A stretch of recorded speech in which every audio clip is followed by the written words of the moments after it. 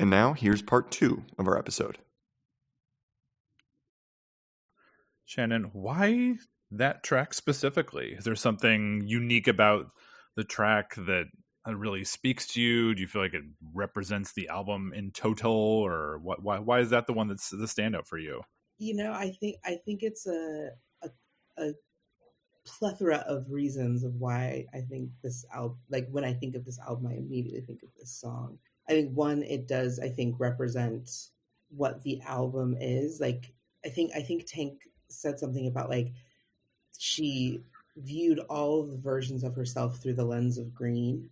All things green must die is also like something that she has said before. And so this idea that like you can be green and you can be in this beautiful, lush tree, and that same tree is going to look barren in the winter. Mm-hmm. The leaves will come again, and I think that is really the nature of the album as a whole, but of the song as well. Like a change must happen. Very, very Octavia Butler. Yes, exactly. Yes, very. The only lasting truth is change, right? Yeah. 30,000 points for change. Change in all of its complexity. Mm-hmm. I actually found a quote that I think might be kind of what you were talking about specifically. She said that Green Balloon makes her feel like the girl I was in middle school. Every song resonates to each person I was in my life up until now. I've been green with envy, green with naivete. I've bought green and gotten high. I felt like a balloon, full of myself and floating away, and also held down. And like all green things, I've also changed and I've grown. Green Balloon is every version of myself that I've met so far. Mic drop. Absolute mic drop. And then I'll say that like, so me and my friends, we like to go up state and do drugs every once in a while, and we went up to the Berkshires this one time, and it was like anywhere we went, I had my little speaker with me, and we were listening to a lot of different things, and towards the end of the day, we'd come back. It was right before sunset. And I just put on the last bit of Green Balloon, and we watched the most magnificent sunset I've ever seen. And it was me, my friend Enzo, my friend Brian, and we just sat on this balcony and listened to colors change, and in silence, and just in awe, and in presence with each other. And we've all known each other for almost 12 years now for some of us. And it was just like, wow, we've gotten to see the change within ourselves and been there for each other in this growth. And that song is will always, ended the song sobbing. And it was like the song ends the album so perfectly, and so it's so definitively, yet it ends with a question and an indication. But that song ended, and it was like, we could just breathe. And you're like, hey, well, what's the next thing? Like it ends it wraps it up in such a beautiful little way. I also think that if you take this Disney sort of soul, right? energy, like kernel that they have, that they have professed is something that genuinely, like Disney music and Disney films inspired them. I think this song in both parts kind of represents the end of a Disney movie, because you get that sort of like large ending, triumphant anthemic thing going on, and then for the credits you sort of have this underscoring type thing that is, I have very strong memories of the credits music on Disney movies growing up. That was sort of like led you into the next thing. It led you into the next part of your day or at night, and this sort of hits both of those things in a kind of way, I think. And I think it's a song that represents them so great as a band in total too, because again, like I think that her spoken word is transcendent, and so we get to have a whole second half of the song that is just her speaking with us, and like the two window open, two side doors swinging is just, it's so visceral. And like but we also get to hear oh, I can't think of any of their names off the top of my head right now, but their flautist is just stunning throughout this. It's a But good one. yeah, but you also get the beautiful guitar. It's just it and you hear the conversation with all the instruments in this too. Yeah, to me, I mean, I think it sounds like the sort of the resolution of everything that the album is wrestling with. And I mean, wrestling's not the right verb, because I don't really think this album feels like it's a, like, that's the sort Struggle. of, yeah, it's not really a struggle, but it does feel like there is something very much about childhood and growing up and all the things that you encounter and the things you remember when you're older about your childhood, that like the whole album seems to be touching on all those different things. And then you get to this final song, and like you were saying, it's just, you get to just breathe and like resolve and let it all just either fade away or just like have fully processed it, and now you can just be in awe of the world, it feels like. Yeah. And I think she gives you permission almost to be like, all of those parts of yourself are okay. Let's talk about perfection, shall we? I mean, that's the whole thing, and that's the whole thing of our podcast is we're talking about perfect albums, quote unquote. And we asked you that, and we asked you to give us some options, and Tank and Co was what we chose of your 4 options. But when we gave you that brief, what were the sort of standards that you were using to judge albums against? I definitely was looking at cohesiveness of the album. Okay. Of like, to me, a perfect album is one that has been thoughtfully curated from start to finish, so that otherwise, you know, oh, this album has a lot of great singles off of it. That's fine. Anyone can write a single, but we're talking about an album and what that represents, and the story of like, how are you going to take my next 70 minutes and craft them so that I have to listen to this and that I don't want to skip any song either. Right. So that was like really, I think that was the, you know, like, again, I can name a couple of albums that have great hits on them, and you go, oh, well, that's got to be a great album, but I don't think great singles make a great album Necessarily. That's a good, it is a take that others have had, and it's a take that I agree with. I'm trying to think of like other criteria that I had, I guess, things that I fucking like and want to listen to. Like, yeah. Right?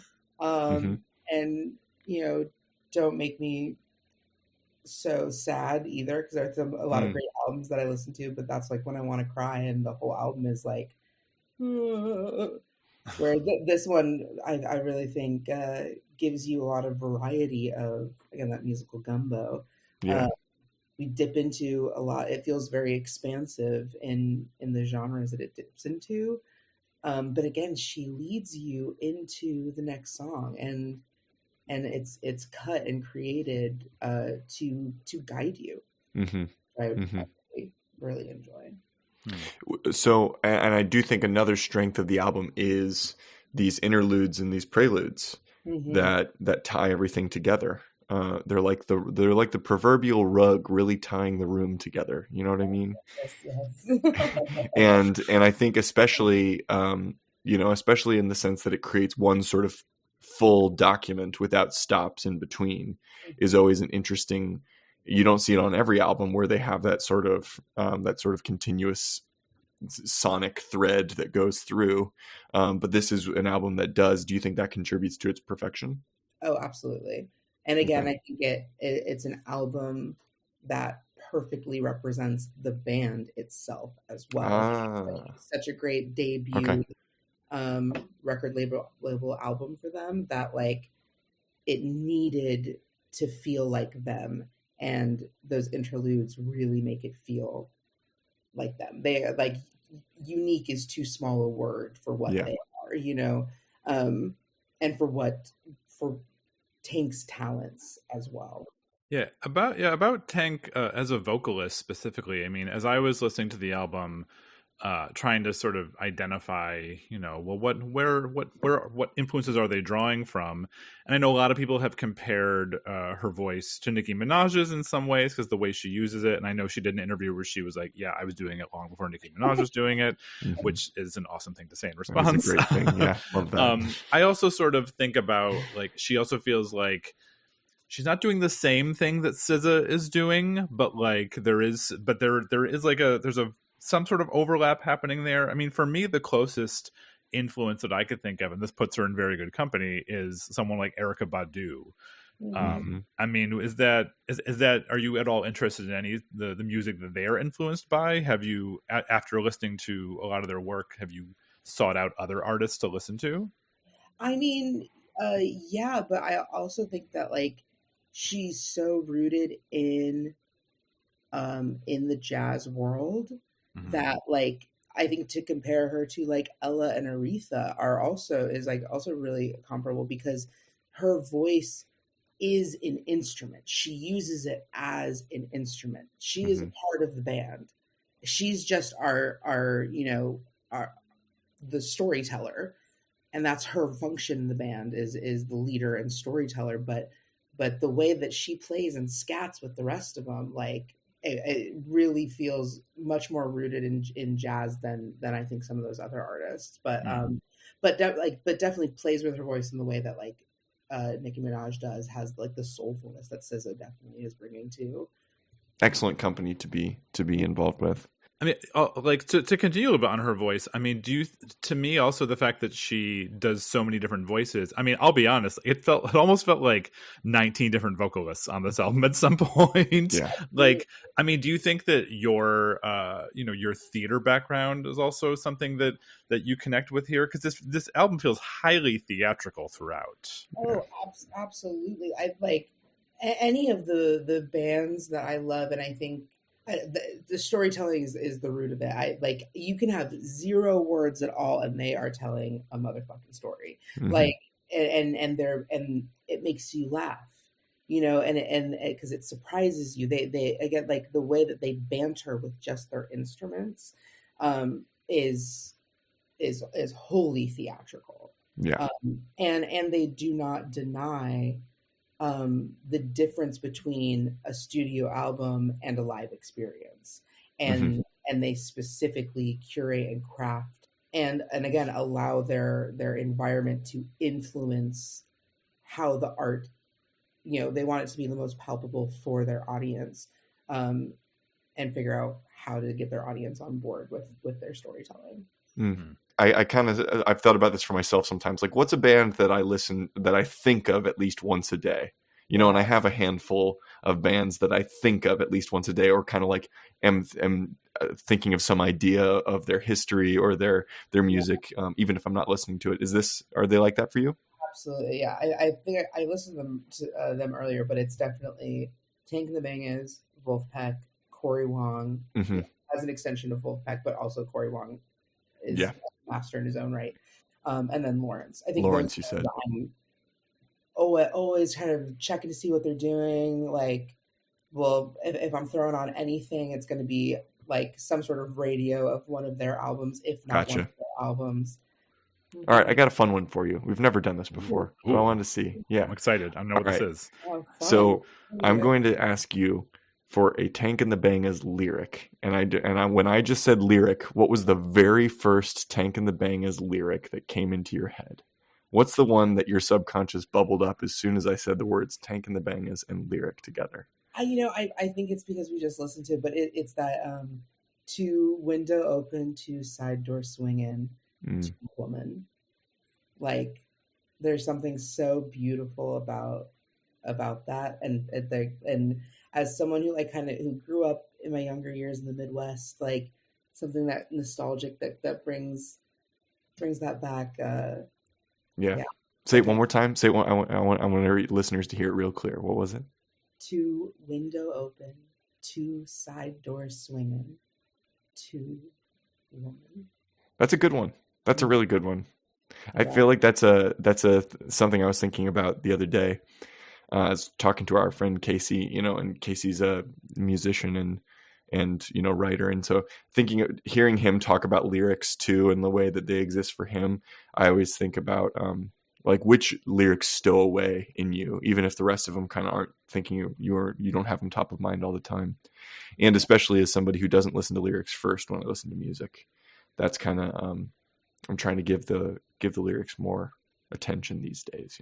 Oh, and Tank is definitely one where the lyrics are beautiful themselves. And also, too, I think something that I found unique is that a lot of times when I hear slam poetry, I feel like I'm always going to hear people reciting their poetry with the same sort of cadence. Like, I feel like I'm always going to hear the same rhythm, and they're going to like talk in a very specific way and like that sort of thing, to the point that it almost becomes kind of a cliche. Yeah. But something I appreciate about the way she does it is it's either it's free of all artifice, so it's actually just expressing an idea, and the idea is so clear that it doesn't need any sort of musicality to it, or there's something surprising about the musicality that it's not what I would expect it to be. And so, because I'm a Gen Xer, so I'm sarcastic and I roll my eyes at everything that reeks of sincerity. It's too sincere. Yep. Sorry, but I appreciate that with her, because I think that it doesn't fall into that sort of cliche that I'm used to. Again, her presence and her joy is like too palpable. So like her sincerity is just so genuine. Yeah. That you're there with her. So. And us millennials, we love us millennials are obsessed with authenticity. That's what my therapist told me one time. I'll take it, please. So then what are Zoomers like? If I'm a Gen Xer and I'm like dripping in sarcasm, and you're millennials and you like highly value authenticity, what are Zoomers all about? I don't know. I don't know enough of them to know. I need to be around more of them. Below us, the Xers, they're the Gen Z. Whatever they're called. Gen Z Zoomers. They're the rebellion. They're the new rebellion. Yeah, they're the new rebellion. Like, doesn't every generation think that they're the rebellion though, until they're not? No way. I feel like boomers were complicit. Gen Xers are like. Also, like, they're just kind of like, well, yeah, this sucks, guys. Millennials are like, wait, no, we can't do this. And then Gen Zs are like, okay, well, what are we going to do about it? Like, like... I want to defend Gen Xers just a little bit, because since we were raised by boomers, like, I mean, I'm part of a generation that was raised to like not be too amazing, because you need to hate yourself a little bit, and if you're not self-deprecating, then you're not going to achieve anything. Like, I mean that I will, talk to like, I would say 7 out of 10 Gen Xers would agree with that sentiment, that is the sort of life. Yeah. That sounds exhausting, honestly. See, I need therapy for that right now too. I feel that's the issue. Well, Shannon, if there's anything that we know about music, it's that it's about competition.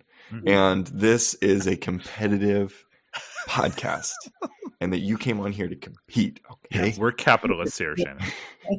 Yeah, you got to win. It's dog eat dog out there, and this dog needs to eat that dog. And so we are going to assess the points on the board that you earned from making your case for this album's perfection, starting with your most recent points that I gave you, which was 30,000 points for change in all its complexity. Pretty good one. I gave you 6,000 points for your mention of congregation and congregating, and the sense of community and spontaneous, simultaneous joy that comes with Tank and the Bangas, which I absolutely agree with. I gave you 1 million points for a girls' night out in New Orleans with your mother. Never forget. She'll love that. This one's for you, Mom. Yeah. Mama Flynn. 33,000 points for letting the band teach you the album, letting them teach it to you, which I think is beautiful. 14,000 points for the luxury of not having Spotify that we used to have. Just wasn't all at our fingertips.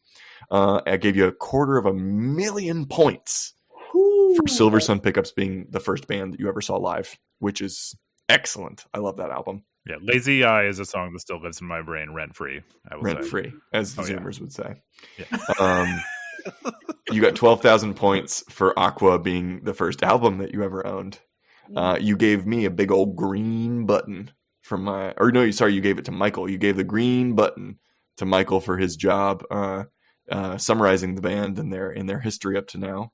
And I gave you 6,000 points for professing to be very hip at the very beginning of the podcast, which, if anything, I let you know when I came. Yeah, you set the tone. You set the tone. I appreciate that about you. You came correct, as the Zoomers say. Your audition starts the minute you walk in the door. Isn't that what they always say? Ain't that 5 the blocks truth? away, baby, okay? Starts 5 blocks away.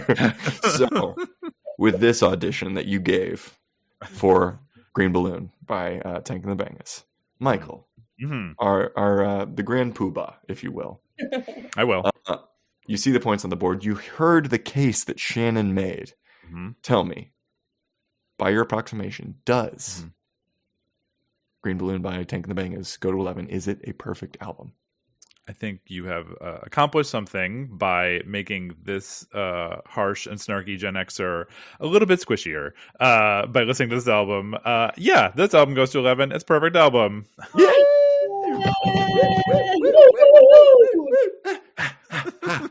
Excellent. You did it. You did it, Shannon. Excellent job. It has been such a pleasure having you. Thank you so much for this. Super excited for all the work you got ahead of you. Again, anytime I get to talk about Tank and the Bangas, I will preach. So Amazing. Well, I hope at some point all the paths of Tank and the Bangas, Michael and I, and you cross so that we might see them together. How lovely would that be?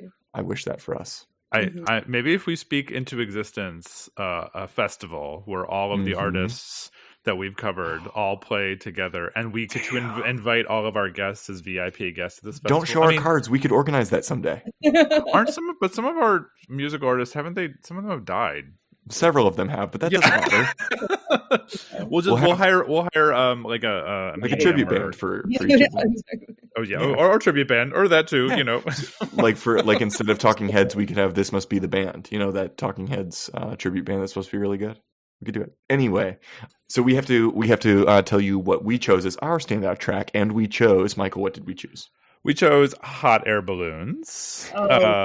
Primarily, I mean, like, I think this conversation, when I'm talking about Erykah Badu and remembering that, just sort of like, it just feels like the most Badu song on the album. Baduistic, yes. And I think it would be nice for like our listeners to get to hear something that feels like a slight contrast in terms of tempo and energy from the track that you picked. You got thoughts about this one, Tyler? No, it's a good. The first half of the album has a distinct flavor to it, and I think this is a great little sample of the first half of the album. And then there's a transition that happens in the second. So I hope that encourages you to go and listen to the rest because it's definitely worth this would be really nice for a nice long walk or a drive. Great album for that. Once again, Shannon, thanks so much for coming. Of course, happy to be here. Thanks so much. Everybody, we're going to play you out with Hot Air Balloons. Thanks for tuning in. Love you, Michael. Love you, Tyler. Aww. Bye.